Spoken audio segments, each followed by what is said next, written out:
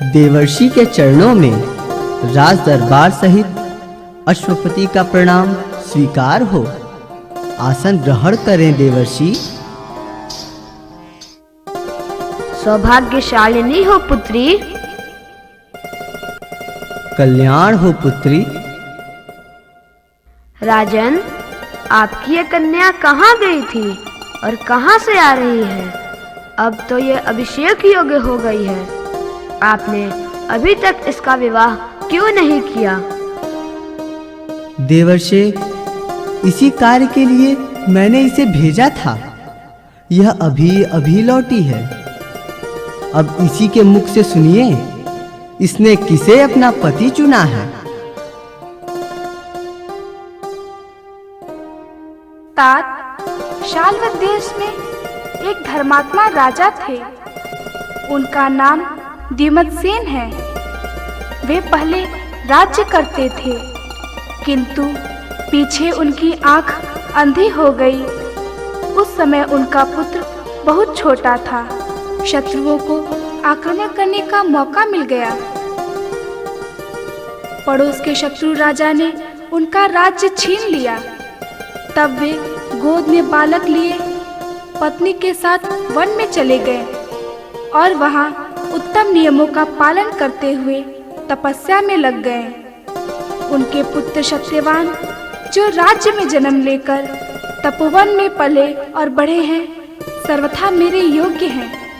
अतः मैंने अपने मन से उन्हीं को अपना वर स्वीकार किया है। राजन, ये तो बड़े खेद की बात हो गई। सावित्री ने बड़ी भूल की है। बेचारी जानती नहीं थी, इसीलिए उत्तम गुणों से युक्त सत्यवान का वरण कर लिया। इस राजकुमार के माता पिता सदा सत्य बोलते हैं, इसलिए ब्राह्मणों ने उसका नाम सत्यवान रख दिया। क्या इस समय भी माता पिता के प्रति भक्ति रखने वाला सत्यवान तेजस्वी, बुद्धिमान, क्षमावान और शूरवीर है? नारायण नारायण।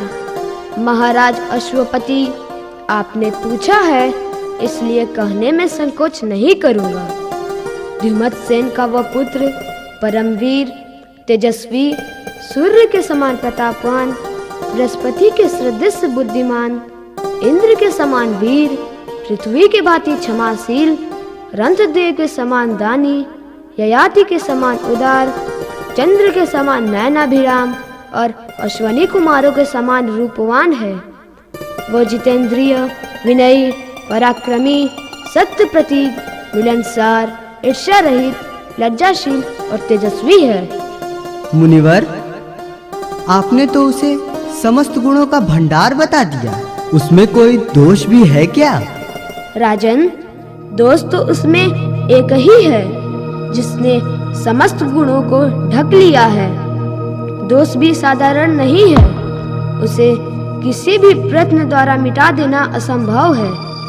आज से ठीक 1 वर्ष बाद उसकी आयु समाप्त हो जाएगी। उसे देह त्याग करना पड़ेगा। राजन, मेरी नयन पुत्री बेटी सावित्री, तुम फिर से यात्रा करो और दूसरे किसी योग्य वर का वरण करो। उसकी आयु थोड़ी है, वह 1 ही वर्ष में शरीर त्याग देगा। पुत्री, पिता की इच्छा को समझो। पति विहीन जीवन कैसा जीवन? मुनिवर, प्रातःकालीन दैदीप्यमान किरण सी उस राजपुत्री की छवि को मैंने अपनी प्राणों की अंतर गुहा में बंद कर लिया है। उसकी गुनगुनी गर्माहट से मेरे अंदर का कोना कोना पिघल रहा है। अब मेरा पूर्ण काम, आप्र काम, परम काम वही होगा। अपनी समर्पण गर्भाप्रीति की मरण भेदी लौ से उस भंगूर में भी अमर यौन का रसायन यदि नहीं भर दिया तो मेरा सावित्री नाम नहीं। सावित्री, तुम तो सती शिरोमणि हो। निसंदेह तुम्हारा धार्मिक भाव जीवन और मृत्यु की सीमा से ऊंचा उठ चुका है, पर शुभाशुभ को विचार की कसौटी पर कस लेना ही चाहिए। कहाँ कोई विकल्प बचने दिया है ऊपर वाले ने मुनिवर? सच कहती हूँ, मेरा मन मंदिर और तन मृगछाला हो गया है। मैं बिना वरमाला के ही वरण हो गई। वरदान, अभिशाप, पुण्य पाप सबकी कपाल क्रिया हो गई उसी क्षण जब परस्पर परिचय के लिए हमने एक दूसरे की समीपता स्वीकारी। पूज्य पिताजी, कन्या एक ही बार किसी को दी जाती है। सत्यवान दीर्घ आयु हो अथवा अल्प आयु, गुणवान हो अथवा निर्गुण, मैंने एक बार उन्हें अपना पति स्वीकार कर लिया। अब दूसरे पुरुष को मैं नहीं वर सकती। अतः मैंने जिस पति का निश्चय किया है उसे मेरा मन ही प्रमाण है। महाराज, सावित्री की बुद्धि स्थिर है। इसने धर्म का आश्रय लिया है। इसे किसी प्रकार भी इस निश्चय से विचलित नहीं किया जा सकता है।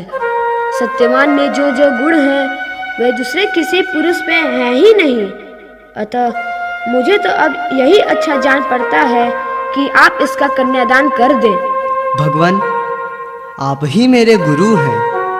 आपने जैसा कहा मैं वैसा ही करूंगा।